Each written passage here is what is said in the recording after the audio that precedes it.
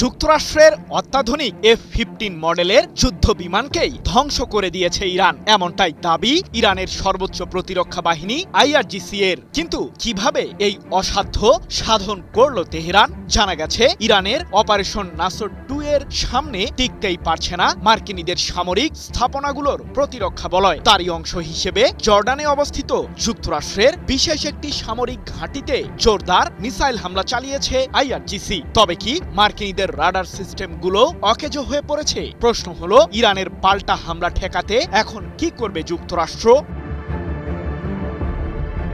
যুদ্ধের ময়দানে এখন যেন দিশেহারা হয়ে পড়েছে মার্কিন কেন্দ্রীয় কমান্ড। ইরানের বিরুদ্ধে চলমান আগ্রাসন বন্ধ করতে পারছেন না মার্কিন প্রেসিডেন্ট ডোনাল্ড ট্রাম্প। পাশাপাশি ব্যাপক ক্ষতির মুখেও পড়েছে মধ্যপ্রাচ্যে নিযুক্ত মার্কিন কেন্দ্রীয় কমান্ড। জানা গেছে ইরানের বিরুদ্ধে অভিযান পরিচালনা করতে কুয়েত, বাহরাইন